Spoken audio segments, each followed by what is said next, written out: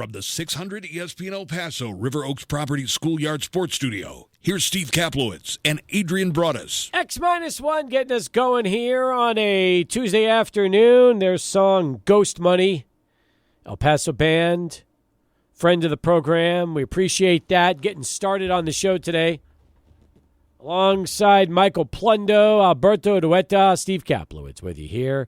Caden McConnell is in California this week. He is taking the last week of his summer vacation before he comes back to town and gets back into the thick of things. However, we've got a busy show today lined up for you, including Bernie Olivas at 4:20. He'll talk about the news today that the Sunbowl Association has extended their title sponsorship with Tony the Tiger and Kellogg. So we'll do that coming up here in about a little more than 15 minutes from now. Then at 5 o'clock, it will be Lane Frank joining us on our 600 ESPN El Paso Longhorn Distributing Hotline, where all of our guests on the phones always appear. Lane is in New York. However, he was very quick to get that prediction going about the Philadelphia 76ers and Paul George. So we'll talk to Lane about that. And Adrian, I tried to explain to Lane last night that if you're going to become the next Woj, you can't, and Shams, you can't bet 500. We got to bet 1,000 every time. That is the key. So Lane doesn't seem to care. I've noticed that. Like just going back and forth on text, you know, he's proud of the last hit, said that the other deal was done until it fell apart. And I'm like, that's not a done deal. If it's a done deal, it's happening. You can't. Let me ask you this. When was the last time in sales we had a done deal that fell apart? Ever. You don't have done deals unless they pay. That's right. A done deal unless it's truly a done deal. So, but Lane's going to join us at 5 o'clock today. Get his thoughts on the move and everything else going on around the NBA. And then speaking of the NBA, Dave DeFore is going to stop in at 6 o'clock on the Longhorn Distributing Hotline. And Dave's going to talk to us a little bit about the apron situation in the NBA. I'll be honest with you. I don't really know the apron situation as well as I should. It used to be where you just had to know the cap. Now there are aprons attached to the cap. The only apron you're used to wearing is when you go out to the grill, you're cooking out, and you need something to, protect you a little bit in case you might get some juices from the cooking on you. That's the only apron you're aware of. Not anymore. Or a ring apron if you are a professional wrestling fan. That is the area where you enter the ring, the ring apron. But now we have aprons in the NBA when it comes to the salary cap situation. Yeah, it's the most confusing thing ever, and I actually think the NBA should capitalize on this, Steve. I think what you're kind of sniffing around is maybe they should get a sponsor, like maybe Home Depot, Lowe's, or something like that. You could get an apron brought to you by the NBA or brought to you by Homes, Lowe's, whatever. What we're talking about right here. Second apron is about as confusing as it gets when it comes to basketball right now. I don't get it. Not many people understand it. Dave DeFore had Larry Kuhn on yesterday on his podcast for The Athletic to talk about it, but he's going to talk all things free agency and maybe try to help explain a little bit on the second apron. Basically what it is, a hard cap, a tax restriction on most of these teams from trying to sign everybody that they want out there, including max deals and stuff like that, but it is as confusing as you could probably imagine. I have no clue about it. I think to sum it up, it's kind of like a hard salary cap, but even yesterday when he was talking with Larry, I was really confused as to the second apron. Yeah, I'm still confused. So we'll ask.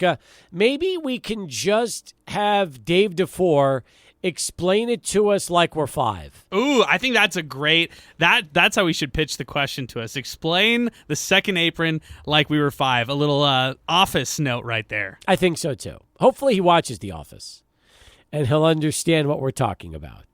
Maybe he'll throw some mommy and daddy in there too for us, just to make us feel more comfortable. Yeah, I think that'd be great. I hope that's the case. I do too. All right, so Dave DeFore will join us at 6. Then Tim Haggerty today, he'll be coming on by before the Chihuahuas in our probably about 6:15 or so as he comes our way from Southwest University Park. Excited about that.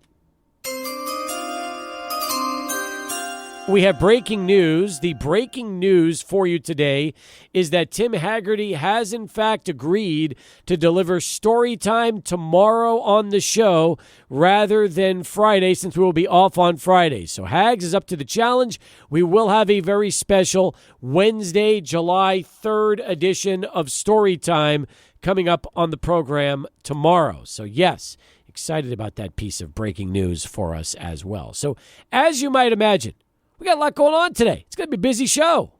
Very busy show, Steve. We're getting everybody ready for a busy holiday weekend. We're not on Thursday or Friday, so we're going to end the weekend with a bang. And today's show is going to be really exciting. We have some great guests, a lot of sports going on right now. It's kind of a weird period, right? Because there's off-the-court stuff in the NBA with free agency. There's all the baseball that's heating up right now. All the combat sports heat up right now. And then it's just that preseason for football. I mean, look at how everybody got excited about that EA teaser today for College Football 25 releasing the Dynasty playing mode. So I thought that was really cool, and I think the reaction you saw on social media is everybody out there saying, man, we can't wait for football. I think you're right.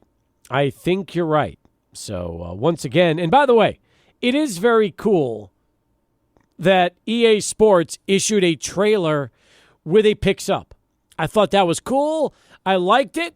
I feel like UTEP's getting a little love right now on this EA Sports game with the picks up. Yeah, so far, a lot of mentions. I'm actually in this Conference USA group chat that I need to mute, Steve, because I can't take the notifications, where teams like FIU, representatives from people like Kennesaw State, even Liberty, they were like, why aren't we in these trailers right here? How is UTEP in these trailers? You've been added to a text chat with everybody from around Conference USA, and it's starting to annoy you already? Oh, it was, before I was even in it, I was annoyed. So the fact that I was even going to be involved, but it's okay. We're happy. I'm happy to do it. I'm happy to be asked. I think that's kind of the thing above everything. So yeah, that's exactly it. Is it a text chat or is it a Twitter chat? Twitter chat. You keep your notifications on? Oh, no. My notifications are on for only DMs, like no kind of like likes or anything like that, but just DMs. So this specific group chat, I got to mute. Oh yeah, I have never kept my Twitter and X notifications on in any capacity.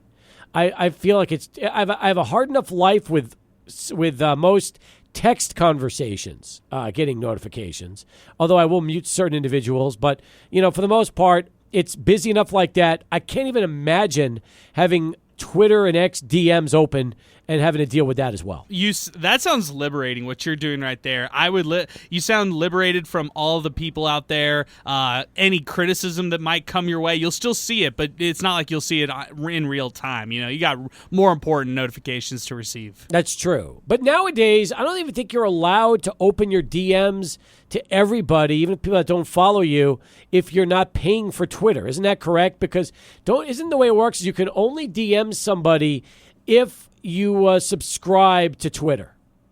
It's very confusing. I know. Yeah, so if you're an X subscriber and Twitter subscriber with the check mark with the fake stuff, all that kind of stuff that it's not real, before we actually had it when it was real, I think you can only message somebody if you have a check mark. However, if you mutually follow somebody, you're able to DM them, so it gets confusing. So in other words, you had to DM everybody on this group thread. That way they can all come through and you can see everybody. So the way that they added me, I guess, some of them follow me, some of them don't, but I do have my DMs open on my settings. So I don't know if that means everybody can go ahead and try to DM me or what. I don't know. I can filter, so I have message requests and stuff like that. So yeah, that's exactly it. That sounds good. That does. That sounds the way to go. And good for you, by the way. I can imagine what your life is like. I have a much different situation than you do. That's for sure.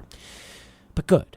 I need to block some people on Twitter. I need to do some muting and stuff like that. When was the last time you blocked somebody on Twitter? Probably like high school or college. I don't remember the last time. Have you blocked anybody on Twitter since you've started with us? No. Okay. Just muted. Got it. And I think we all know the followers. Alberto, have you blocked anybody? Yeah, I have. I blocked someone, not recently, but pretty recently, because I tweeted something and then they started saying stuff I didn't want I didn't want the narrative to go that way, so I just blocked them. So you blocked them? Yeah. Okay. I don't want to deal with it. Michael Plundo, have you blocked anybody on Twitter and X? Yes, quite a few people, mainly Cleveland Browns fans, because they don't like the fact that I think TJ Watt is better than Myles Garrett, but I'll still stand by that debate to this day and will argue with them to this day. It's so interesting. It really is. I've never blocked anybody on social, on Twitter and X since we've done this. Not anybody.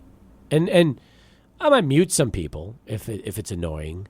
But for the most part, when it comes to blocking, no, I've never blocked anybody. So, that's just the way it is. Then again, if people start filling up your DMs telling you what a piece of crap you are, you probably would start looking to block them pretty quickly, wouldn't you? Very true, very true. I mean, if you're a person, who has affiliations with UTEP, I could see you definitely blocking people because of the hate that would come your way. This is a side subject, but for some reason, I have access to the 600 ESPN El Paso Facebook, Steve. I cannot, for the life of me, figure out how to turn off notifications on Facebook. I sound like a 50-year-old man. I can't stand it. I get all these notifications for half the stories we don't even write in this building. But I get them all on Facebook, and it's all with 600 ESPN El Paso. Oh my God! All right. Hate it. That sounds miserable. It really is, man. Hey, by the way, I saw this story earlier with Kemba Walker announcing his retirement from the NBA. 4-time All-Star, UConn legend for what he was able to do. I don't know, 34 years of age. Where do you put Kemba Walker in terms of, his NBA legacy? Great college player, good NBA player, but does it just kind of end there? Al Horford without the NBA championship ring or finals ring. That's who Kemba Walker is. Meant so much to his college at UConn. Meant so much to the original teams, that he played for. You could look at his stint with Charlotte. Okay, that he was definitely a legend over there with the Hornets. I wouldn't necessarily say he's a legend in Boston by any means or anything like that. But he just never played for winners. Al Horford in those first couple seasons plays for Atlanta. Maybe makes it all the way to the Eastern Conference Finals. That's about it. Kemba Walker had something like that. So he's Al Horford without the NBA championship ring. I feel like that's a good comparison. There was a while where Kemba Walker was a really good NBA player. Yeah, definitely. I'm going to remember Kemba by being one of the top guards and backcourt players of that generation, the mid-2010s. Loved when he played. I think we were more enamored of him as what could he be if he was on another team or on a winning team, and just never materialized due to injuries and stuff like that. Okay, that sounds good. We got a lot more to talk about on the show today. Alberto's already looking about the new jerseys for FC Juarez. We'll get his thoughts on that and a lot more. Bernie's coming by next from the Sun Bowl Association. Looking forward to that conversation right after Charlie One, who has this traffic update for us. Stephen, the Paso Metroplex, quite a few trouble spots I need to get to. First of all, on the west side, we have South Desert at Red. That injury crash, PD Fire Department there. In fact, PD not there yet, South Desert at Red. Let's add to that the very busy intersection of Mesa Hills and Sunland Park. We have a crash there, Mesa Hills and Sunland Park. Let's jump to the east sides. Joe Battle and Bob Hope Exit, we have a crash there, not PD control. Gateway West at Hawkins, we have a crash. That's your shopping area, Gateway West at Hawkins in the Valley. Alameda and Schaefer on a crash. Caution here. And Leo's Restaurant, 7520 Rincon, approaching 78 years in business. Thank you. Original family since 1946. And treat the family to Leo's Restaurant. Famous tortilla soup. Don't forget the delicious papitas. And happy 4th of July from Leo's Restaurant, 7520 Rincon, Charlie 1, 600 ESPN El Paso.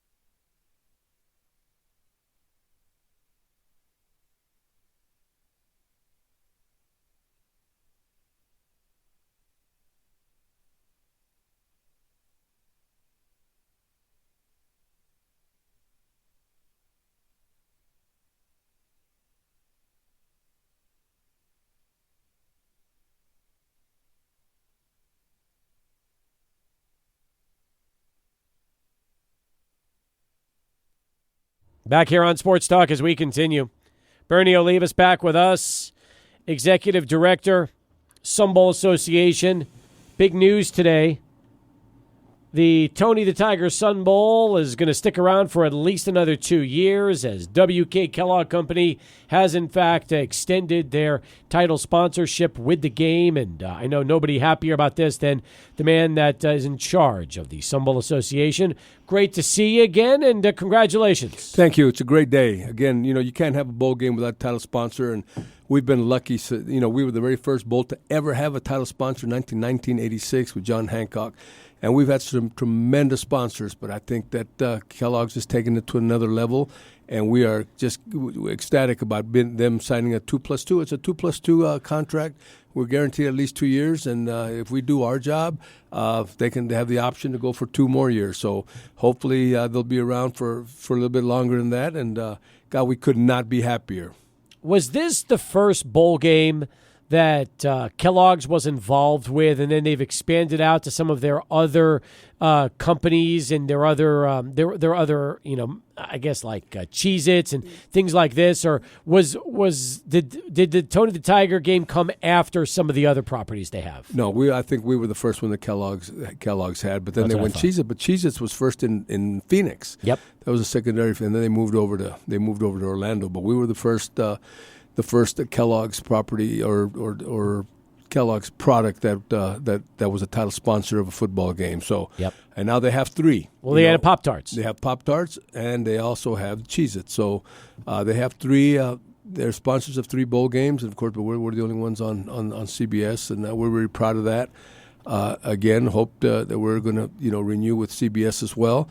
And like I said, today is a great day for the Sun Bowl Association and for the city of El Paso. Not just for us, but for everybody involved. Well, number one, you started the Frosted Flake Bath minus the milk. That was fun. I have to give props, though. When we were out at the bowl meetings a few months back, we were talking to a bunch of people, and we all agree that the edible Pop-Tart as a mascot is still probably one of the great inventions of bowl games. That is great. When you've got an edible trophy, that is right up the alley of college sports, isn't it? Absolutely. That was a tremendous marketing event, and they did a fantastic job. But you're right. We did the Frosted Flakes dump on the winning coach. Yep. And that was by accident. And like I said, I can't take credit for that. The Sun Bowl can't take credit for that. But it was I was the team managers and trainers from Arizona State who were at halftime. We put a lot of Frosted Flakes in each team's locker room, and they were at halftime and said, "Hey, if we win, why don't we dump some Frosted Flakes on Coach?" And I think they got some of the Frosted Flakes and put it in one of those coolers and took it out to the sidelines. And sure enough, it was a tremendous. It just, like I said, it went viral, and now a lot of other bowls are doing the same thing. The Idaho Potato Bowl, they dumped French fries, and now Duke's Mayo dumps mayonnaise on God, the winning coach. That's rough. I hope they keep that thing chilled. That would just not be fun. But yeah, everybody's doing it. I mean, they all kind of take a page out of the handbook of what it started here, and more than anything else, it's more than just Kellogg's and Frosted Flakes. They have their Mission Tiger. A lot of it has to do with the kids and giving back, and they've been able to use this sponsorship as a way of amplifying their message around the community and around the country. And it starts with the fact that 60% of middle schools around the country are losing their sports programs, and Mission Tiger is an initiative to help those middle schools. And I don't know if you remember our very first press conference with Tony the Tiger and Kellogg's. They donated $300,000 worth of sports equipment to the middle schools in El Paso. That was the way they started this sponsorship. They continue to do that. They continue to present a check to a middle school here in El Paso, but it's just nationwide. And every box of Frosted Flakes that is sold, some of that money goes to Mission Tiger to help middle schools retain or start their athletic programs. It's a tremendous initiative, and we're just proud that we're part of that. I'll say this too. I mean, when bowl executives were here last December, and they had a chance to experience what it was like when Notre Dame comes to town. And it happens to be during a option year for the contract to be renegotiated. It's never a bad thing when you can show them, all right, here's what it's like when you bring the Irish to El Paso. Hey, by the way, can we talk about another 2 years and then some in terms of getting that sponsorship re-upped? Yeah, it's a great thing to have it at that time, but Yep. I think they've been pleased with the way what El Paso and Sun Bowl has done for Tony the Tiger and for Kellogg's. I still think we have some of the best staff and best volunteers in the bowl business. No And doubt. I think they recognized that, and they saw that we really get into this in the game and to our sponsors. And I think even if Notre Dame had not been here, I believe anyway, want to think that they would have continued the sponsorship as well. Going through the waters and the uncharted waters, I should say, of conference realignment, how important is it to have a good partner like this, a sponsor that will, back the bowl, have their back no matter what happens when it comes to your affiliations? We all obviously know what's happening with the Pac-12 and who you can choose from this year, but in the future, how important is that? Oh, I think it's very important for if the Pac-12 dissolves completely, when we have to go looking for another opponent, I think it's very important to the conferences to know that that the Sun Bowl has been around for 91 years, that they're solid, that we're stable, and they have a tremendous title sponsor that'll help with that will help with the team from any of the conferences that we might go soliciting to get a team. I think the ACC is pretty strong with us right now, and I think we would love to keep them. But if the Pac-12 dissolves completely, we're going to have to go looking. And I think you're right. A good title sponsor, the conferences will be looking at that. They want to make sure that we're stable and that we can pay the teams. And I think it's very important to have a tremendous sponsor for our future. Was W.K. Kellogg Company also interested potentially in exploring what their investment could be to try to maybe up the quality of this game? Because if you are able to get a larger financial commitment from your sponsor, could that impact maybe the quality of teams that come in? Could you get a higher selection along those lines? We haven't talked about that, but I think our position is pretty good. Where we are, of course, we definitely want to keep Power 5 conferences or Power 4 or the autonomous conferences, which includes, the Big Ten, the Big 10, the Big 12, SEC, and of course, the ACC, which I think we're pretty solid with. So, yes, we'll be negotiating and hopefully we'll come up with one thing we don't want to do. We don't want to go backwards. Sure. We don't want to go backwards, and if we can move up a rung on the ladder, it'll be fantastic. And of course, most of that is dependent on payout. So we'll see how that works. And we have not discussed that with Kellogg's at all. We're very happy with the contract that they sent us and that we agreed upon, and we'll work with that. I think the toughest part is this too. Okay, let's say they're committed to trying to get move you up higher along the ranks, and they say, you know what? We'll spend what's necessary to move up.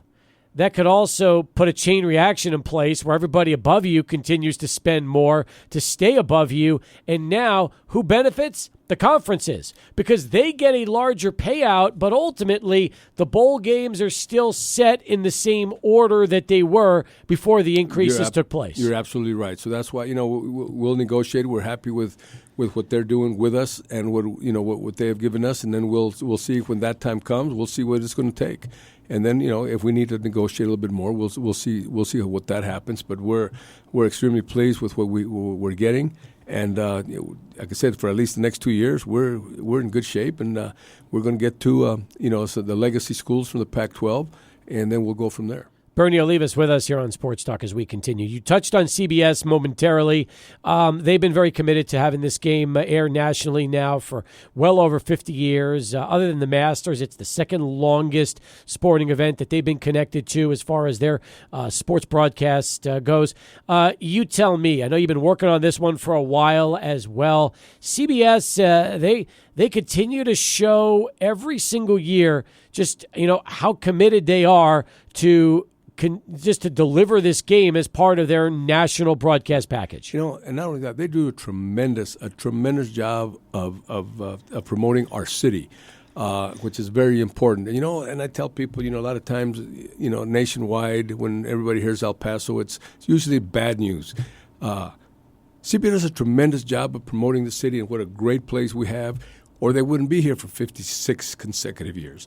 So it's good. And by the way, we still have 2 years on the contract left. So like I said, we still we're negotiating already for the future, but we still have 2 years. So at least for the 2 years that Kellogg's is signed for right now, we still have CBS, and we'll still be going nationwide. And again, the only bowl on CBS, which is kind of nice that we stand alone as the only game that they have, as opposed to ESPN does a tremendous job, but they have so many bowls there. Sometimes you get lost in the shuffle, and we don't. We know everybody hears Sun Bowl; they know it's on CBS, and now we're back on the 31st of December, so that people will know not only here but around the country. So things are looking good for the Sun Bowl Association right now, and of course we couldn't be more grateful to Kellogg's and Tony the Tiger. More with Bernie as we continue and hit the bottom of the hour right now. But first, let's send it over to Michael Plundo. He's standing by and has this Sports Center update.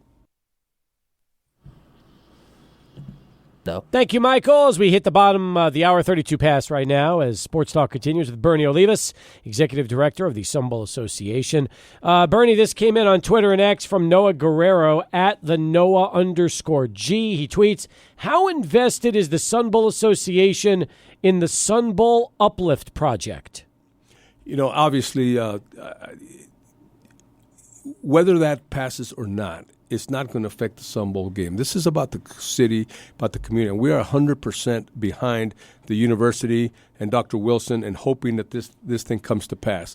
But in reality, what they're looking for is to improve the stadium for us to be able to use that stadium more than 7-8 times a year that is being used now. So we are 100% behind Dr. Wilson. And again, I hope people realize that the importance of that. Again, whether it passes or not, it's not really going to affect the Sun Bowl football game. But at the same time, the Sun Bowls, again, it's all about this community, and I think we need to get behind this. And again, we're 100% behind Dr. Wilson and UTEP, and hope this thing gets on the ballot, and I hope it helps. We do too, for sure. But again, only time will tell if it'll make the ballot and be up to a vote in November. Apparently, there was other news today that City Council has been able to green light the outdoor amphitheater project in Northeast El Paso. And that's another story in itself, but not one we're going to cover, at least at this point with you, Bernie, because we've got other things to talk about as far as the Sun Bowl itself. In fact, a month away, you've got a flag football tournament that's starting to come up, and that continues to grow year after year. Oh, absolutely. And, we've added a couple of more divisions. We've had it as an 8 versus 8 roster type tournament. We've added the 5 versus 5 divisions in men and women. So hopefully that'll attract a lot more out-of-town teams, because obviously it's a lot easier to travel, for a 5-man team than it is for an 8-man team. So, again, there are some payouts in these divisions. The winners do get paid for the tournament. So I hope if you are part of a flag football team or want to join winning, we do have a recreational division. We have a competitive division, and we have even have a family and friends division, and all the winners in all the divisions will get paid. So like I said, it's coming. This is our 5th year. And it's growing, and again, it's on August 20th, 19th, 20th, and 21st. So we got almost a couple of months to go, and we've already started getting inquiries. We have a team from Louisiana coming in, and I spoke to, and they've researched our past, and they say, yeah, we want to go there. So yes, that's coming up pretty soon. Speaking of inquiries, I know that you still have some spots available for the Sun Court for 2024. Absolutely. Our deadline was last Friday, but we're extending the deadline. Our interviews will be on July the 9th. And again, any young lady that is between the ages of 18 and 23 who's a full-time college student and doesn't hold any other crowns with a GPA of 2.5 is eligible to interview for the position on the Sun Court. Again, a 90-year-old tradition highlighted by them marching down the parade on Thanksgiving Day and at the Clashinivas and Minjer Lawyers Thanksgiving Day Parade. So if you're out there listening, just go on our website. It's on our homepage. Fill out the application. It'll come to me. I'll let you know. I'll give you a call, let you know I got it, and then we'll set an appointment for you to interview on July the 9th. Excellent. As far as the game itself goes, 2 more years until the fun really starts, because then you're starting to see how all these conferences are going to work out their new deals, their new arrangements. Could you see a situation where the Sun Bowl ever gets into a discussion of being a site to host a first-round playoff game? Or do you think that they're going to continue to want teams that are playing in that game to host that round themselves? What's the talk been around other bowls regarding potential for a Sun Bowl to get involved in a potential first-round playoff? With the expansion of the playoffs, we have thrown our hat in the ring as to wanting to be able to host a game here in El Paso. I think there might be criteria as to the size of stadium necessary, and I don't know if ours fits, but I have told our executive director we want to get in that conversation to host one of those playoff games if it has to. As of now, obviously, the first round is going to be played on campus in the higher seeded teams, and then after that, then they'll expand into the bowls, and we want to be part of that group of bowls as well. So yes, we are not standing still in that. We are actively, telling people we would like to be considered to host one of those bowl games, one of those playoff games that will be going to bowls. Right now, as it stands, only the first round will be on campus. After that, all the bowls will be filled with those teams. I think Enrique Ortiz just joined in late, but let me go through his message here on Twitter and X. He mentions, we have seen the likes of Wells Fargo, Vitalis, Helen of Troy, Hyundai, and now the Tony the Tiger Sun Bowl. By far, Tony the Tiger has been my favorite sponsor thus for my beloved Sun Bowl. How likely is it will we keep Kellogg's long term? And hey, Bernie, when are we getting concerts back? Well, Enrique, the good news is 2-year extension for 24 and 25. The option now to continue sponsor for 26 and 27 is part of this deal. So the good news is at least 2, if not 4. So that part answers your question.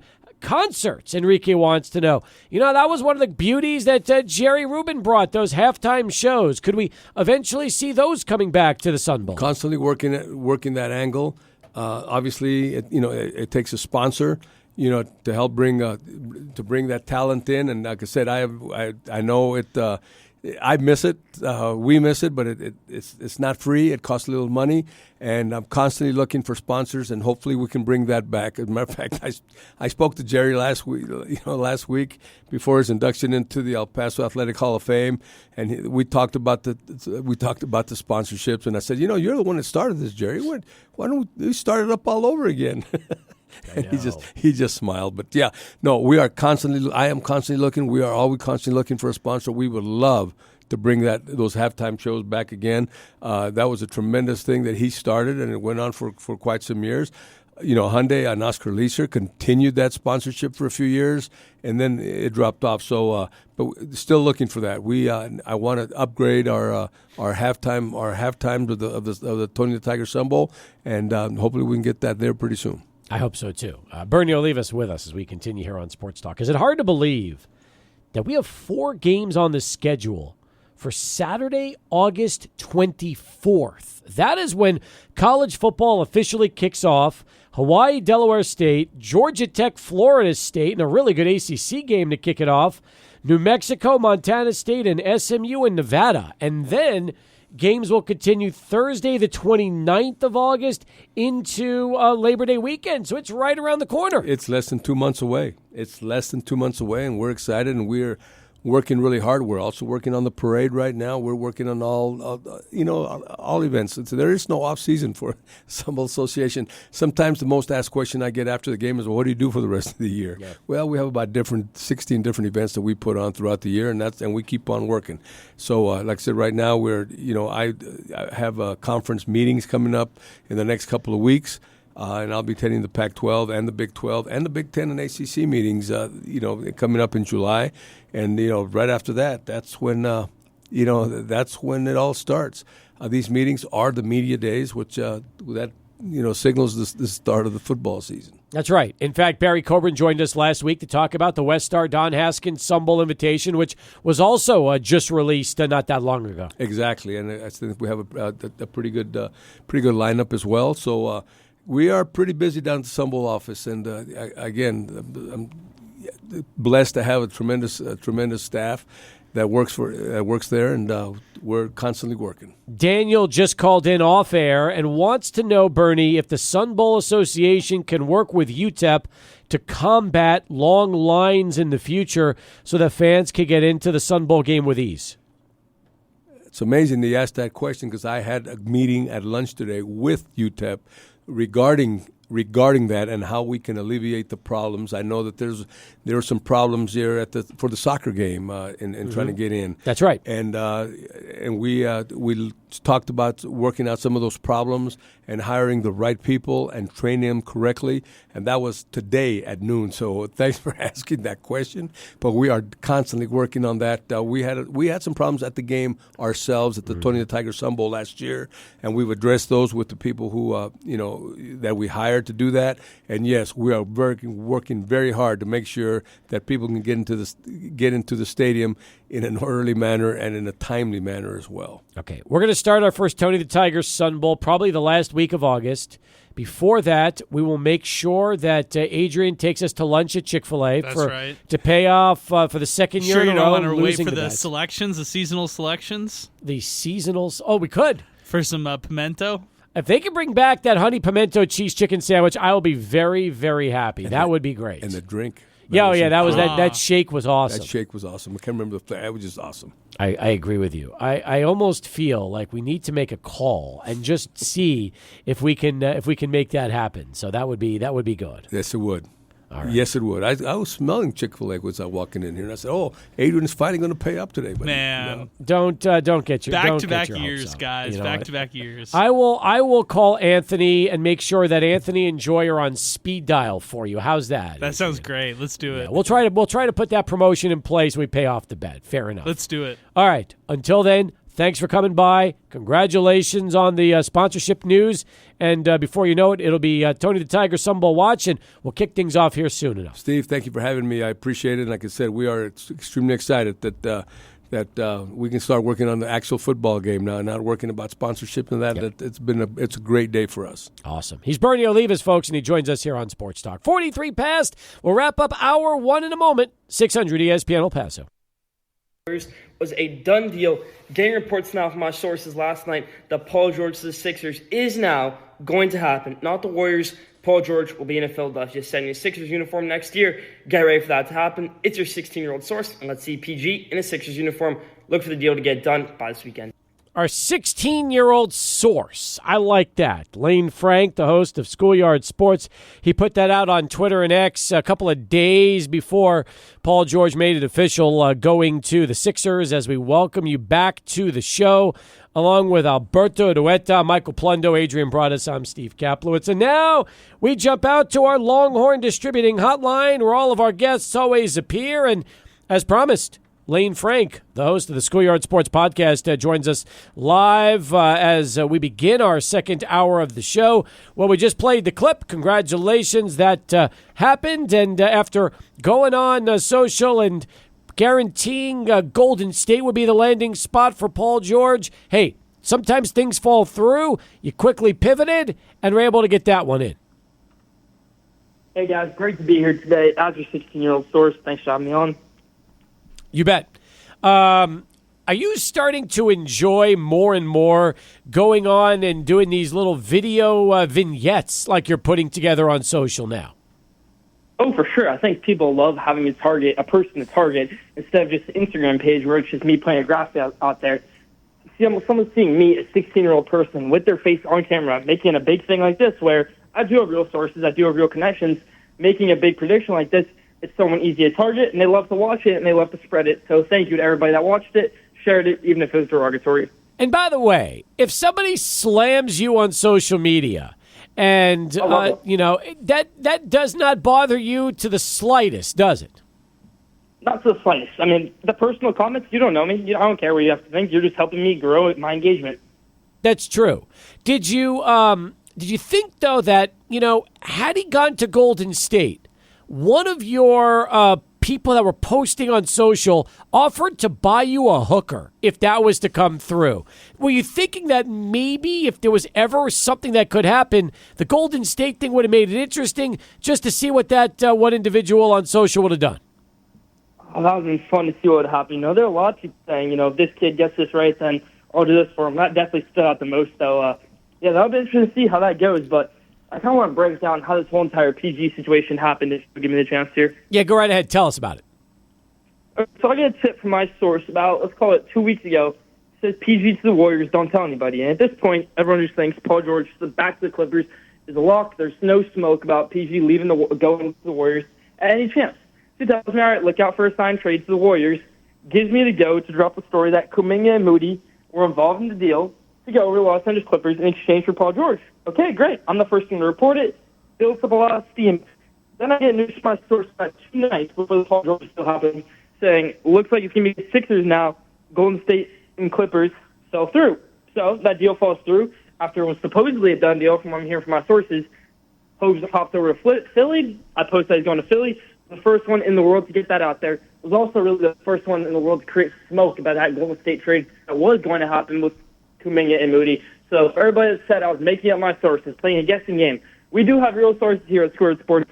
We have broken stories before.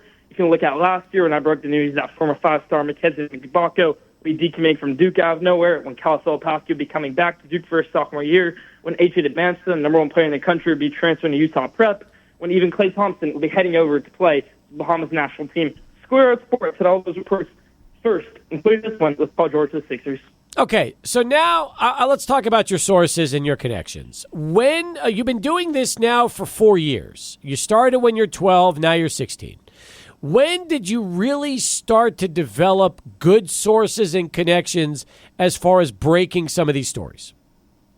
I would say the first time I probably developed good connections and sources probably be around last year. Let's call it March of 2023. Didn't really do that many break stories, though, until about a month ago. Okay, so last March, but now you're starting to get more and more. Do you feel... Now, let me ask you this, okay? You swung for the fences twice. You connected on a long ball. You hit one out of the park. You did. Okay. Right. I disagree with you there. What do you mean you disagree with me? I say I hit a double, went for a triple, and got called out with the Golden State Warriors one, and hit a full 450-foot dead center home run with the Philly one. Because the Warriors one was a done deal. It was happening. It wasn't just some made-up rumor. I really was the first one in the world to get that out there. And for Philly, that's a full home run. But the Golden State deal didn't happen. So I don't want to say... Yeah, and I was the one to bring it up. Yeah, but Adrian, he's saying he got thrown out at third, rounding second on that particular deal. Because it's the truth. Look, it almost happened, but it didn't happen. But nobody's going to remember how it almost happened. They're all going to remember that he's in Philadelphia, not Golden State, right? I feel like I ended up with... Hang on. I want Adrian to chime in on this for a second. Then listen. You've got plenty of time. We got a whole segment with you, so don't worry about it. All right, go ahead, Adrian. So I feel like with this whole fiasco, when Lane first broke the news of Paul George going to Golden State being a done deal, I'll admit that the insiders or the podcasts I'd listened to talked about it as a possibility. And then when it flipped over to the Clippers, I think everybody thought he was going to go over to Golden State. However, it didn't end up being a done deal. He goes over to Los Angeles and it's the Clippers. So I like the analogy though, rounding third base and then being called out there. That's a good analogy in comparison. Okay, so here's what I'll say about that whole deal. I probably should have phrased it more as deal in the works. But from what I heard from my sources, a deal was in place for Paul George to head over to the Golden State Warriors for Jonathan Kuminga and Moses Moody, and then eventually that deal fell through. So maybe instead of saying done deal, next time I'll say deal in the works. But I knew for sure this time with the Philly that it was a done deal. Paul George is going to be a Philadelphia 76er, and now he is, and we were the first one to get that. 300,000 views later, a week later, things will look great for the show.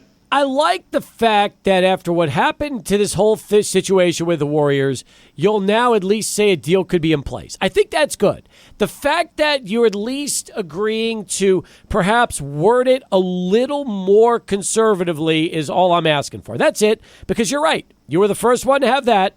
You were the first one to have the Philadelphia story. Obviously, your source is rock solid.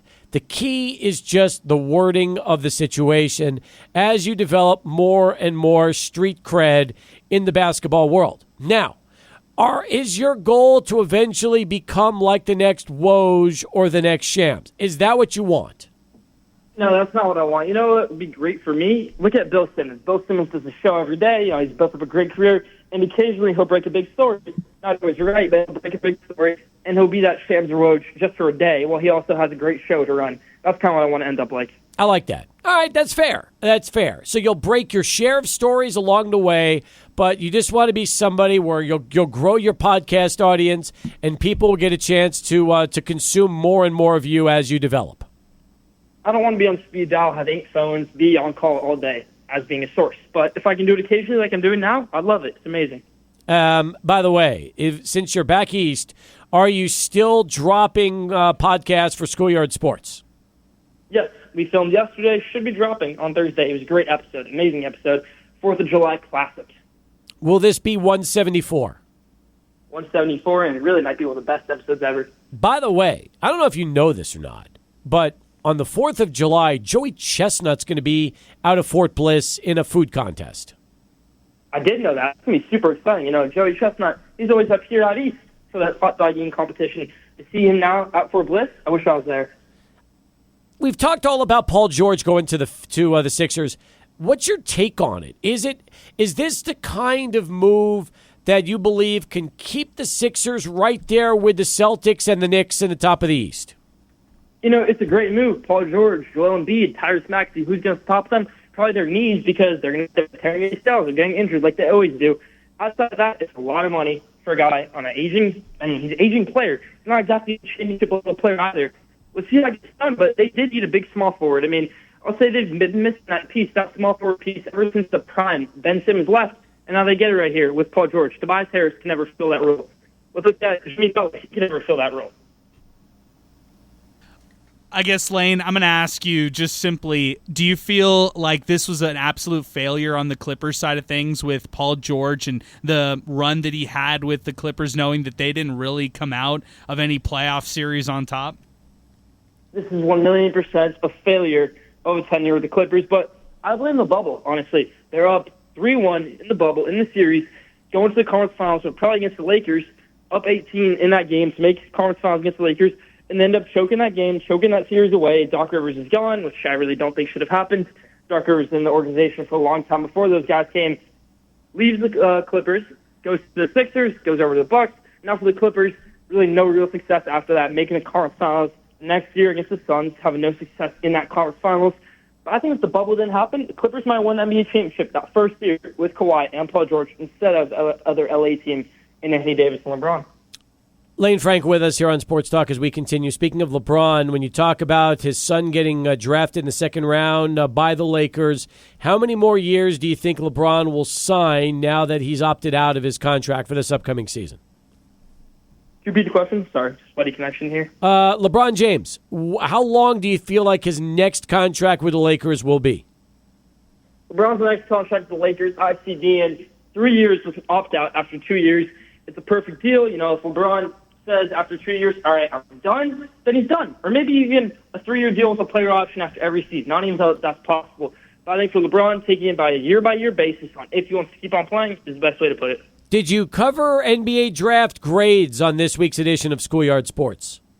Didn't do grades, but we broke down some picks. My mock draft was pretty solid, so breaking that down a little bit. Did hear from my source that Zachary Saker would go number 1 in the NBA draft, and he did, so I had that about a week earlier, too. What's your take on the whole Kyle Filipowski scandal going on right now with his former babysitter? I was hoping you'd ask me about this because I've known about this for 2 years. I never really thought it would ever go mainstream. Now that it's mainstream, I'm like, whoa, I kind of knew about this. This is a little bit weird. I knew that he didn't talk to his family. I knew that there were real weird issues with his girlfriend. I mean, I remember looking at his girlfriend's Instagram once, and it said last semester of college, fall 2018, while Kyle Filipowski, I don't even think he was in high school yet. So that's a bit alarming.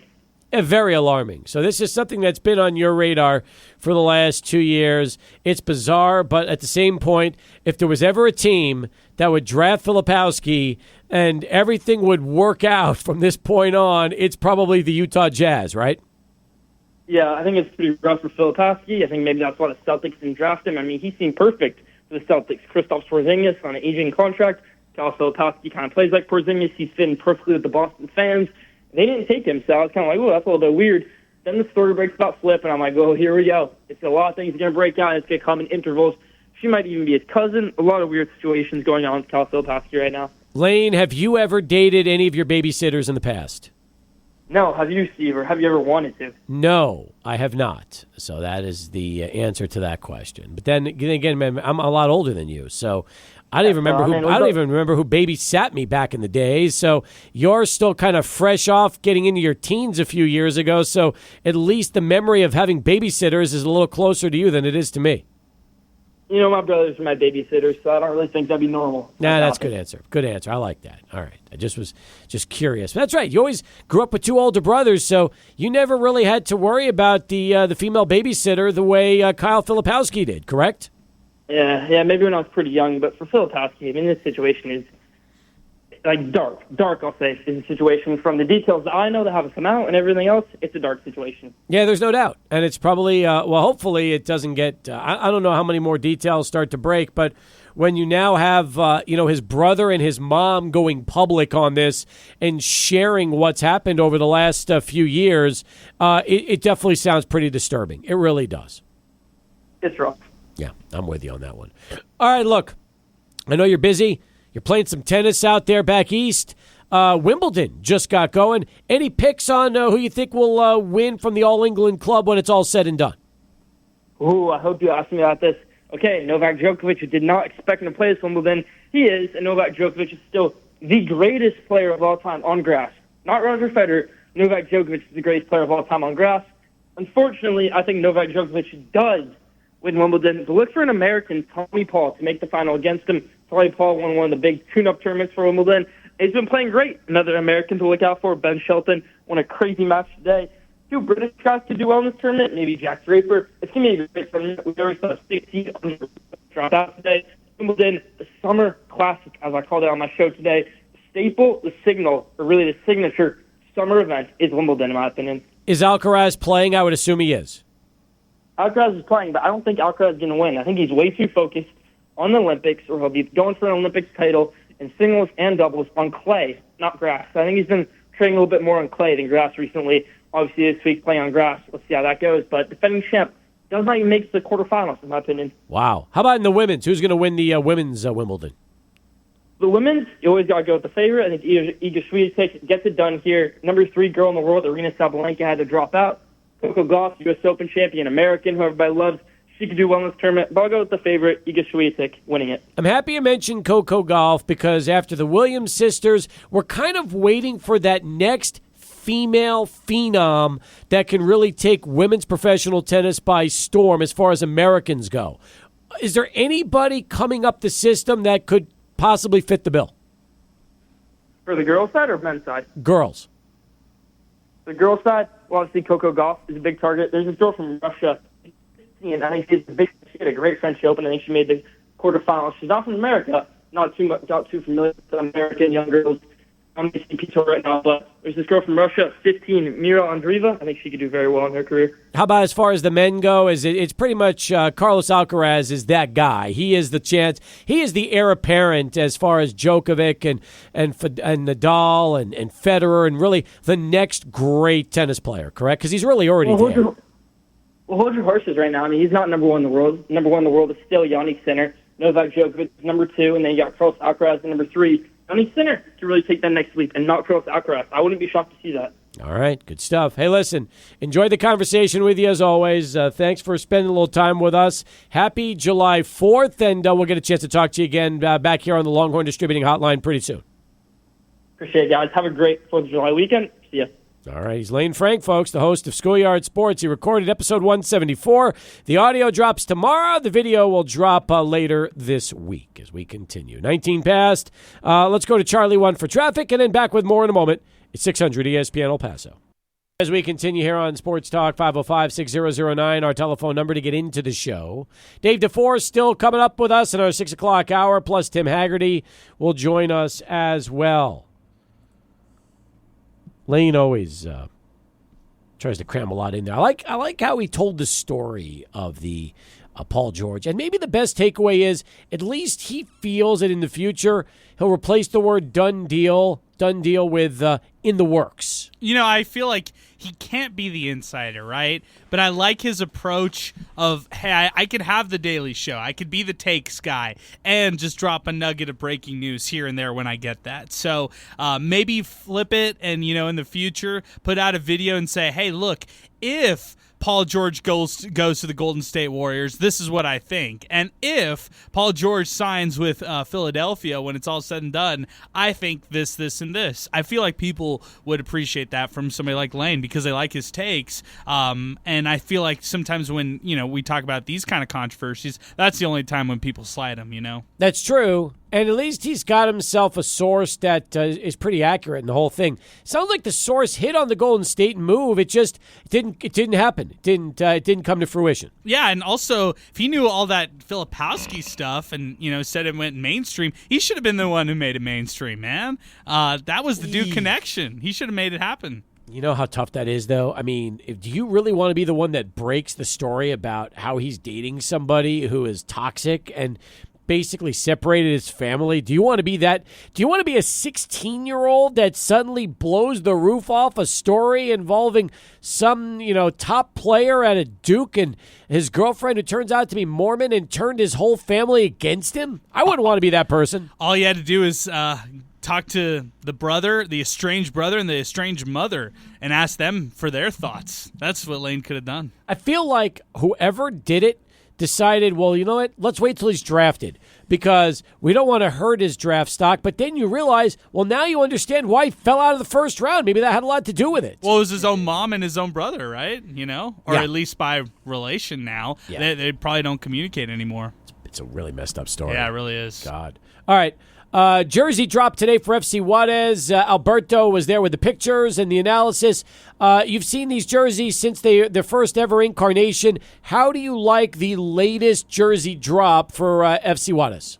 I really like it. What do you guys think? The men's go with the center crest, a lot like the Locomotives have. So if you notice, the men's all have that center crest now. They do. Which I like both and the women's. I enjoy them. I like the colors. They take a whole new green look. That green isn't the same green as last time, and still they bring back the X. I like the X. What do you like better? Do you like the X on the black better, or do you like the X on the green? I like it on the black.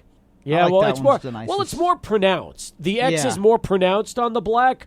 On the green, it just seems like they've taken the X and it's a much more subtle look.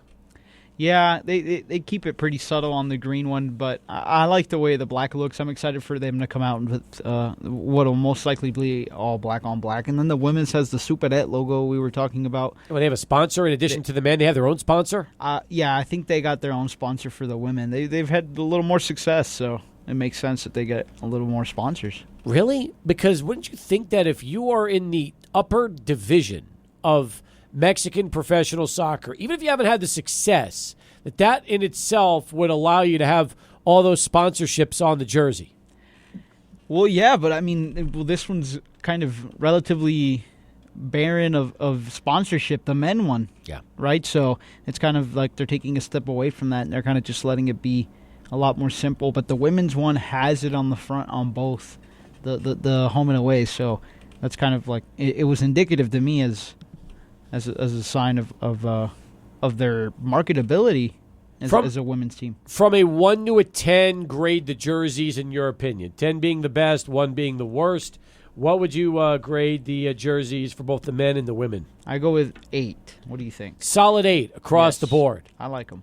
I feel like that's good. They're not bad. Do you like them more than last year's jerseys?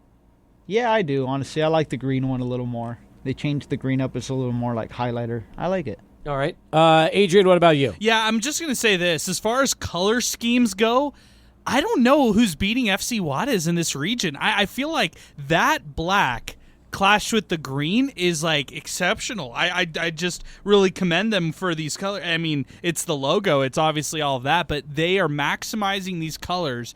I feel like the best colors in this city for any kind of sports organization or team, Eastwood or Coronado. Like you throw either of those two. I just love the color schemes of blue, gold, or yellow, whatever you want to say. So Coronado, Eastwood, in my opinion, I love those color schemes. This is a great color scheme right here. Chapin is also in that conversation. I love Chapin's colors. Michael Plundo, thoughts on the jersey drop? I really like him a lot. I think I'm going to have to go with Alberto as an 8 for a grade for me. I really like him. I like the bright green one especially. That's something that I could see myself rocking. I feel like the goalie jersey's a 9, don't you? They've gone with that classic, like, royal blue look right now. That is I don't know, that's not even royal blue. I forget what kind of color that is. It's almost like a sky blue as far as that goes, and that's very cool. What are your thoughts on the blue drop? I like that one, and it's it's a cleaner look because it's long sleeve, right? And it has designs on the chest, not necessarily in the jersey, just kind of on the pattern. It's a pattern jersey with that royal blue, almost like a deep blue. It's really nice with the white trim. I enjoy it. I've said it before. I enjoy long sleeve jerseys, so I'll probably get this one. I don't have a goalie one, so nice. I only own one long sleeve jersey, maybe 2. Somebody, I think years ago, gave me a UTEP soccer long sleeve jersey. But you know what the other one is that I have?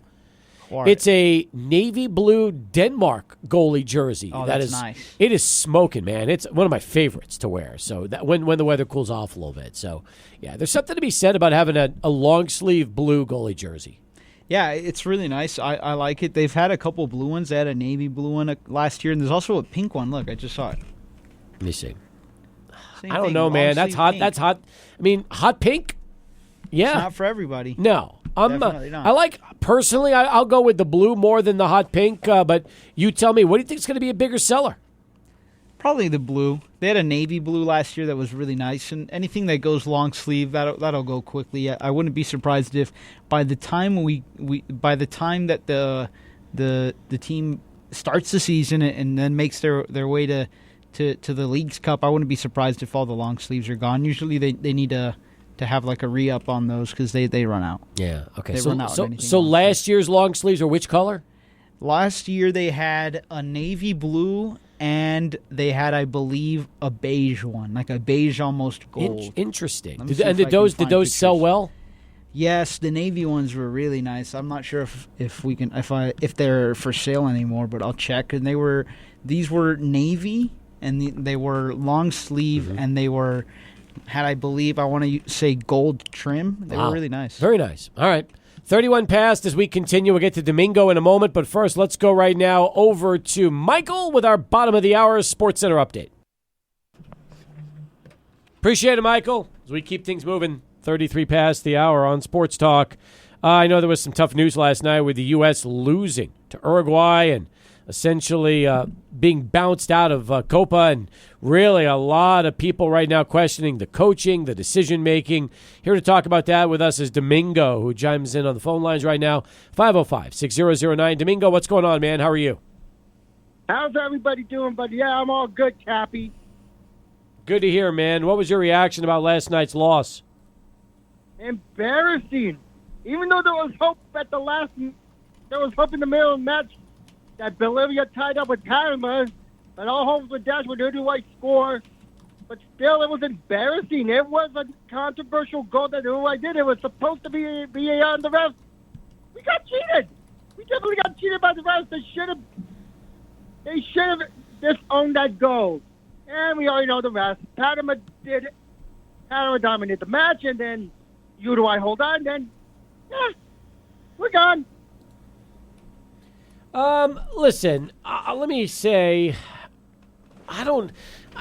these kind of questionable things happen all the time. They really do. What do they call it? Is it called VAR? Is that the video replay system? Yeah, it's called a video assisted referee. So the video assisted referee, the VAR. Look, if you watch Germany's defeat over Denmark, they had a goal. Denmark had a goal disallowed, and then they had to go right back to the video replay to call a penalty, which ultimately led to Germany's first goal. And after the match, the head coach of Denmark was complaining after their loss that that VAR cost them their opportunity to try to advance. So I feel like when it comes to big matches, there is always controversy. But that doesn't mask the fact that the U.S. did not score last night, and the guys that were supposed to score didn't even get shots on net the way they should. Yep, they should have. They should have played better. And because of that loss, I say Berhalter's going to be gone. Let's see what happens. But I say Berhalter's gone. I think that could happen. I think that's a reality of the situation. And last night, I know there were some U.S. diehards rooting for them to lose just to get rid of Berhalter, feeling like the only way that the U.S. is going to make a change at the top was for this kind of a performance. So if that was the ultimate reaction and the ultimate cause from that loss, hopefully if Berhalter is in fact gone, they could find somebody that can get this thing right. Let's see. If we have to get someone from Europe, let's see what happens. All right. We're a good Brazilian. That's true. We'll see. And we already know there's good foreigners doing good. And we already know. And I'll give you a good example of foreigners doing good in of a foreign country. During the Euros, we already know how Albania made it to the second time. Guess who was their head coach? A Brazilian. Even though, they got eliminated in the group stage, but hey, at least they made it. Yep. Appreciate you, Domingo. Thanks for the phone call, chiming in today. Jurgen Klinsmann was the head coach for a while of Team US before they eventually, bounced him out. Were people satisfied with Klinsmann's job with the U.S., or did they feel like he's another one that just didn't live up to the hype? Well, at the end of his tenure, people were really disappointed with what he had done. But look, when he was their coach, I really enjoyed watching them play. They were a formidable team. I'm talking about USA now. So, yeah, I really like that look. And there's a lot of other European coaches that are being looked at or they're mentioned, unfortunately. So, unfortunately for a lot of fans, this has happened before. Marcelo Brizuela, who now is the head coach of Uruguay, who beat USA just yesterday, he was considered for this job that Greg Berhalter got. So when Greg Berhalter first got his job, Marcelo Brizuela, he was interested in the job. And this is what the brass of the United States men's national team told them. Speaking English is you have to speak English to have this job. Oh, they denied him. Really? Yeah, all right. A better coach. Which I get it. Now it makes sense. But if that's your prerequisite, you're going to cut a lot of coaches who are pretty good from being considered. So we'll see where they go from this. I wouldn't be surprised if they keep them, as Mexico has. If you don't speak English, how hard is it to communicate with a roster that is all majority? That's their first language, and that's how they communicate. So how do you do it that way? I know Mexico. Bring a translator in? Yeah, Mexico had this, and they bring in a translator. Okay, so that could always be the way it would go if that was the case. Yeah, but then it's hard because then you're never really dealing with the coach. You're always dealing with the translator. Yeah, and you got the middleman there, so you don't know what's real and what's not. But I know that a lot of the coaches, when that does happen, they find ways to still connect with their guys, right? Even if they don't speak English, they know the ins and outs of how to communicate, and that's how they do it. So I know that there's always going to be that willingness to learn as well, right? As the players want to learn the coach's language, and the coach wants to learn the player's language. So there's that interest that develops there. So I don't think the language is a huge barrier because soccer is its own kind of language in and of itself. 39 past the hour as we continue. When we come back, more in a moment. We'll get you ready for Dave DeFore talking some more hoops later on in the show, and then Tim Haggerty from the ballpark. It's all still to come right here. Sports Talk and 600 ESPN El Paso. You can get in on the show via the 600 ESPN El Paso app. Free to download, free to enjoy, free to chime into the show. Also 600 ESPN El Paso on Twitter and X, and 600 ESPN El Paso on our phones, 915-505-6009, our telephone number as we continue. I saw this come in at 8 o'clock this morning. I'm wondering if this was from a morning show this morning on ESPN Radio. This came in on the app from Jer Bear at 8:07 a.m. Weird flex here, he starts. I met my wife on Tinder. Been together 8 years. Married 4. The fun part, though, is when people ask how we met and the looks and reactions we get when we say Tinder are always entertaining. That comes from Jer Bear. Not related with us on this show. We haven't talked Tinder in a bit, although if they were listening to one of our podcast channels, maybe they heard Alberto talking about dating apps and just said, hey, we met on a dating app. That's good stuff. That is true. But Alberto, what's your take on that? Jer Bear is saying that he met his wife on Tinder. They've been together 8 years, married 4. What am I supposed to have a take on? He said that? the message came on the app, and it said, weird flex here. I met my wife on Tinder, been together 8 years, married 4. The fun part, though, is when people ask how we met, and the looks and reactions we get when we say Tinder are always entertaining. Yeah, some people are weird about that. I can vouch from experience. Some people are weird about it. In fact, some people will straight up lie. They won't even tell you they'll make something up. When you say straight up lie, meaning that if they met on Tinder, they wouldn't admit it, they would go with something else? Yes. So, are the people? What about he's people? a cool one. He's a brave one for Yeah, Jer Bear's right on, man. Jer Bear's right on. No stigma here either. So we're cool here. So, but there is some weird people that give you some type of look, but there's no judgment here, to each their own. What about if people actually make up Tinder just to get a rise out of people, and when somebody asks how you met, they actually will say, yeah, we met on Tinder, just to see the reaction that people will give them? Try it, see what happens. Well, I don't know if it'll work. It won't work for me because we've been married 18 years. We've been together longer than Tinder's been around. So for us, it wouldn't. It just wouldn't. It wouldn't work like it would other people. But like Adrian could throw the Tinder line out there, even. Yeah. And if people don't know that he's been with Alyssa since high school, they might buy it. And you got to say it with like a straight face and go like, hey, we met on Tinder, and see what people do. I don't really think it's that big of a deal. I think it happens more often than not. I think to flex it to one of those things, maybe you could say, you don't need to get excited about that. But I think it happens more often than not. I mean, where do people where do the people meet each other? The bars? I'd rather meet somebody on a dating app. Exactly. I mean, and I'll ask both the two single guys in the room, Michael Plundo and Alberto, this question. Plundo's not single though. Well, he is because he's not married. He's okay. You know what I mean? He's not married. He's with somebody. But have you tried dating apps, Michael, or have you never really gone to that realm yet? Not really. I mean, my friends were pushing for me to get Tinder and tried to go there. But honestly, I wanted to meet,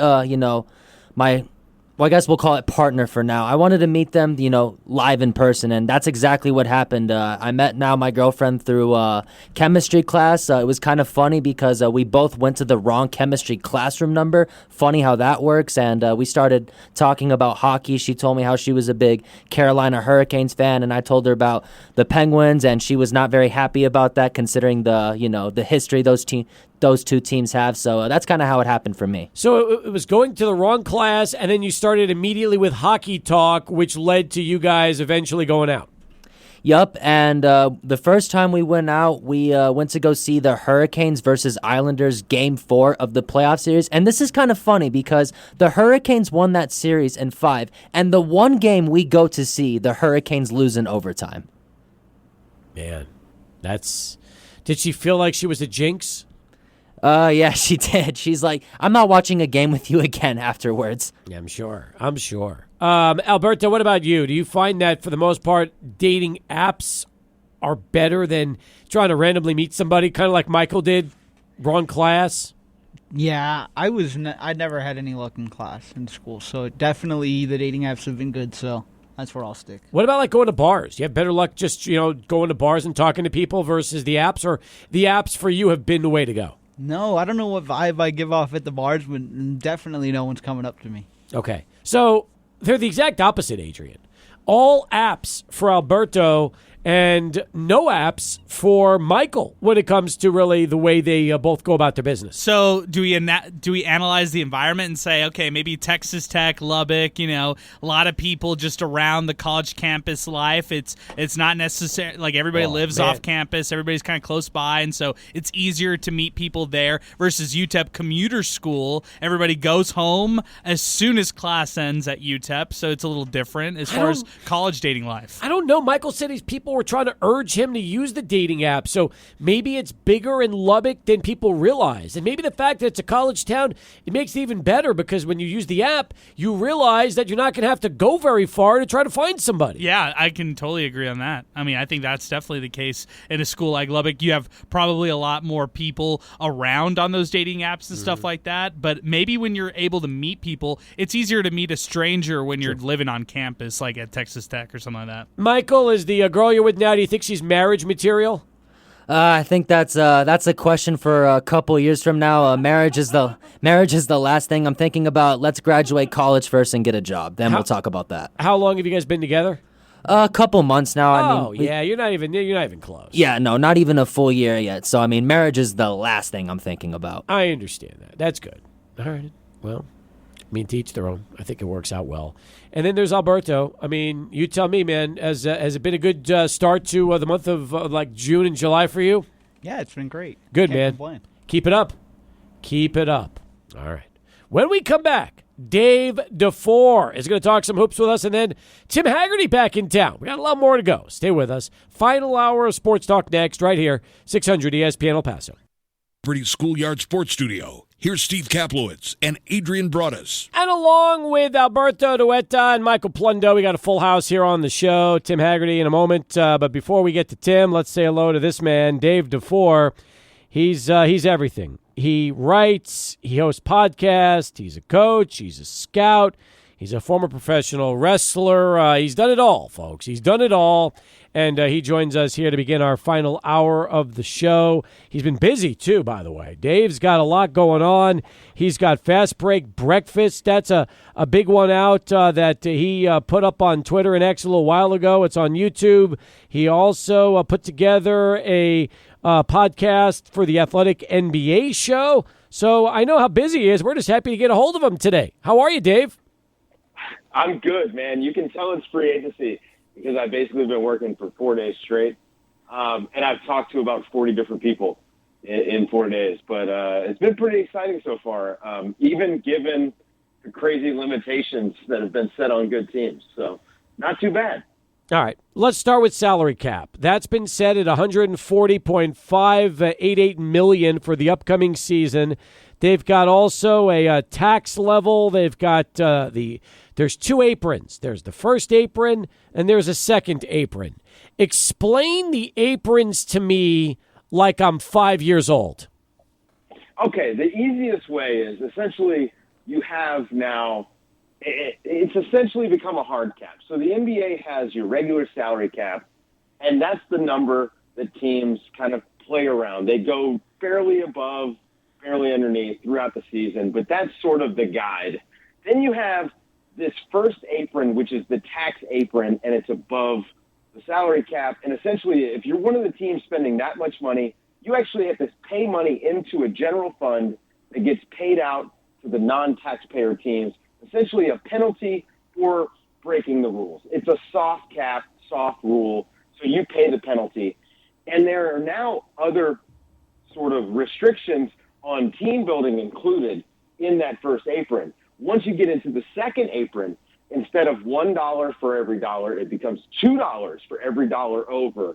Now you're paying in tax. So it's actually a tremendous increase in the amount of tax, but also it's virtually impossible to upgrade or add to your team when you're in the second apron. This is why teams are running away, screaming from the second apron, because if you look at what the Dallas Mavericks did at the trade deadline, they had flexibility to be able to do that. If you go into the season as a second apron team, you're not able to make moves. You can't aggregate salaries, meaning every single trade has to be one for one. You're not allowed to take in any extra money. So if you make a trade, the outgoing salary has to be at least as much.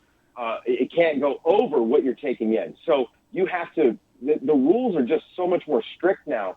So if you look around the league, I mean, the Golden State Warriors just were broken up because in order to keep Klay Thompson and to be able to add to their team, they were going to be in the second apron. And so once you get there, you really can't upgrade these positions. So it's going to be interesting watching teams navigate it. I didn't expect the Denver Nuggets to duck it as hard. I mean, when you've got the best player in the world, you would think that you could at least play around and start the season there and get out by the time you get to the trade deadline if things aren't working out. But it is what it is. And right now, the Boston Celtics are the only team not blinking. How many teams are over the second apron right now? Right now, I honestly don't know. I don't have the sheet in front of me, and it's changed a little bit in the last few days. So once January 6th hits and we start to get some of these numbers, I'll have a better idea. But we're gonna. I don't think that we're gonna have many. I think that Boston maybe is going to be a second apron team, and I don't expect too many more. Daryl Morey has done a pretty good job so far of keeping the Sixers out of that. I do think that they could get there by the time the regular season starts, by the time they're done putting this team together. But yeah, January 6th, once we have all the official numbers, I'll have a better idea. What if you've got a team that says, I don't care how many dollars you tax me, go ahead and tax me. We're going to keep spending and make our total as much as we want. Apron be damned, because we don't care. We're going to put the best team we can on the floor together regardless of salary. Even though there's a hard cap in place, that is not possible, correct? That is no longer possible, and that's the new reality for the NBA. So everyone would point out that the Clippers, Steve Ballmer, he has so much money that the tax didn't matter. The Golden State Warriors, think about some of the tax bills they've had over the years. Their tax bills have been enough to pay a max salary sometimes. So, they just can't do that anymore. You've hit an upper limit, and if you get to the point where you're there, you almost are artificially stifled from spending more just because of the restrictive rules on moving players and bringing in more money. So they really have tightened this up. And this is an instance where it usually takes a couple of years for these CBA wrinkles to shake themselves out. But we're getting our first peek at just how much the owners and the league, well, really the owners, which own the league, really won the last CBA. I think that the players gave up quite a bit. And, one of the ways that they made extra money was off this tax revenue and the salaries, being guaranteed and just escalating and going north. And now that mechanism is not there. So things are, I don't know, it's hard with the Clippers not being used as a leverage team because they can just outspend everyone. It's been interesting to watch the way that the sort of mid-level salaries are working out so far. Dave, it's interesting because the narrative and how this is all talked about, right? Like, we saw the Clippers statement after the Paul George news. For the Nuggets, they're claiming, we drafted some really good assets and we want them to shine, and that's why we don't want to, necessarily take on the second apron, ramifications by re-signing guys like Kentavious Caldwell-Pope. And then you look over to Golden State, it also serves as a crutch for them as well. Oh, let's see what Moody could do down the line, Kuminga could do down the line. How much of the draft asset side of things is like an excuse for teams not hitting the second apron, or an actual solution? Like, I think they're all kind of different teams right here in this, but how much do you feel like this is just an excuse right there? Well, anything you hear from a player or team publicly, we know this is PR. It's a PR business.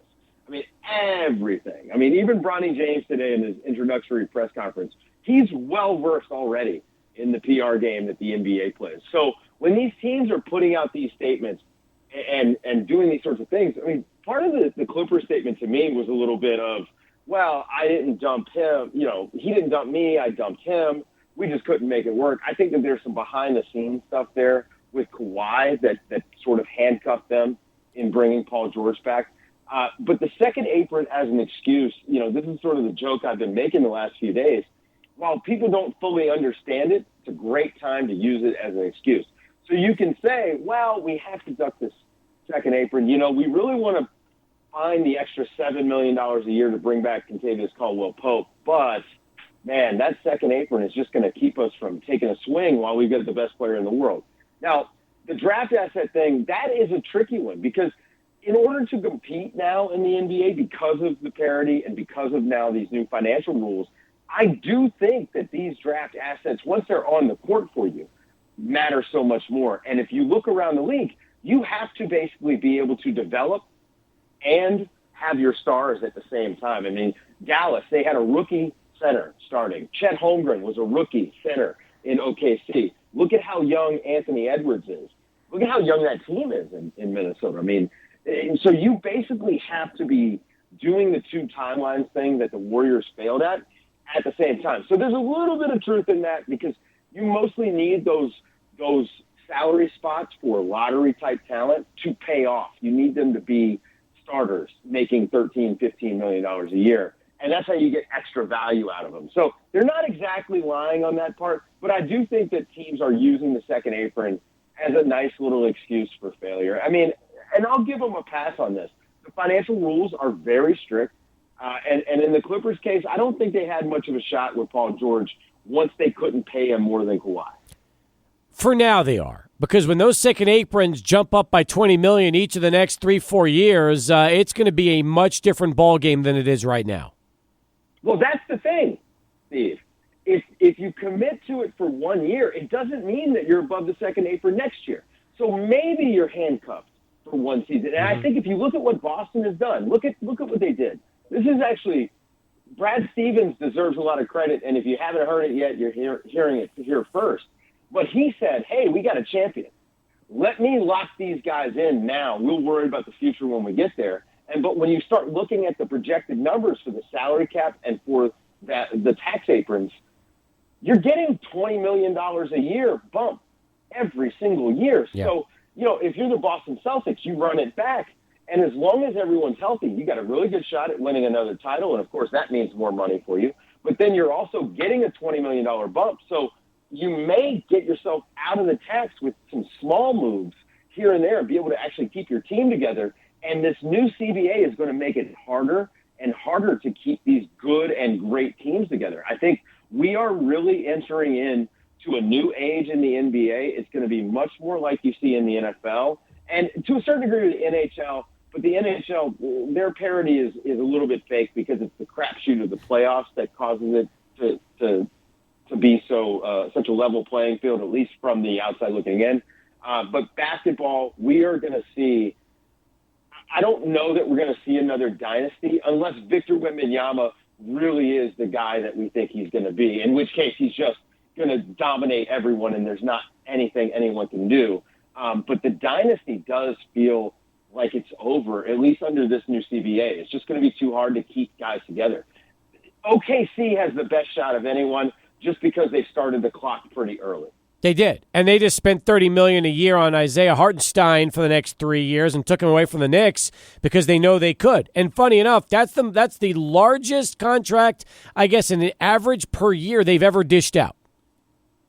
You know what? And if you go and look at that deal, that third year is non-guaranteed. It's actually a pretty smart deal on the part of the Oklahoma City Thunder. It allows them some flexibility because they've got.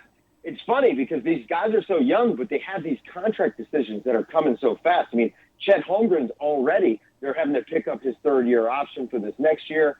Next summer, he's going to be extension eligible. And, it's amazing how fast time flies in the NBA, especially when you think about contract life and career length. And all of a sudden, now we're going to be 2 years next summer, 2 years into this new CBA. And with this higher tax apron, we're also going to have much bigger salaries. I mean, you saw the contract Jason Tatum just signed. That's the biggest in NBA history. He's going to be the first $70+ million a year player. In the last year of that deal, which was a player option for him, he's going to opt out of $73 million. He's going to turn it down and he's going to get a raise. So that's the sort of money that now the NBA is dealing with. It's just gotten, I don't know, it's kind of crazy. Dave DeFore with us from The Athletic. We don't have time for much more, but I'll ask you this. Which teams do you feel have made themselves significantly better over the last week? Well, I think you've got to start with Philly, and, of course, the caveat there being they need to be healthy. And I can bore people to death by saying all the ways in which they're going to be good, but if they're not healthy, it doesn't matter. And so until we see it from Joel Embiid, I can't put much stock in it. I do think that they did improve themselves. Paul George, obviously, a very good player. I like some of the other moves they made. Andre Drummond, a good backup. I think the Knicks got better. I mean, they added Mikal Bridges. They brought back OG Anunoby. It's tough because they lost Hartenstein, but I do think that there are some options out there on the market. Maybe they can kick the tires on Jared Allen and see if Cleveland is actually willing to move him, which We've heard some things to suggest otherwise. But I think the Knicks, at least to begin with, they've gotten a little bit better. And I think Dallas got better. A lot is being made of Derrick Jones Jr. leaving, but not enough is being made of Klay Thompson getting there. And we're all stuck on this 0 for 10 from Klay Thompson. Klay Thompson is a 4-time champion. And by the way, he shot 40% from three last year on 9 threes a game. And he's going to be wide open in Dallas. He's going to be playing next to two of the best individual ball handlers, shot creators in the NBA, and literally a top 3 player in Luka Doncic. He is going to be wide open. And I think that his shooting is going to make P.J. Washington's life even easier. P.J. Washington is going to have to step up defensively, but I think that offense is going to be a juggernaut. Derek Lively, year 2, this guy, I think he's got a leap coming. I mean, when we watch him in the finals as a rookie, he definitely didn't look that way. The shooting touch from him is going to be the next thing, and I happen to believe that's going to be real. So I think Dallas improved. And then OKC. They got Alex Caruso and they got Isaiah Hartenstein. They're going to have the best defense in the league next year. It's going to be them or Boston. And I worry a little bit about their offense, but I think overall they got better. Check out Dave's latest podcasts. He's got 2, the Fast Break Breakfast and also the Athletic NBA Show. Those are both available wherever you get your podcast, on Spotify, Apple, or just go to Dave's Twitter and X handle at DaveDeForeNBA. That's DaveDeForeNBA, and you'll check it all out. There's links and easy ways to access everything you need. Dave, as always, great stuff. Keep working the phone lines, and we'll check back in with you a little bit later this summer and see how things are going. Appreciate you guys. Take care. From Dave DeFore, right back over to Charlie 1. He has one last traffic update.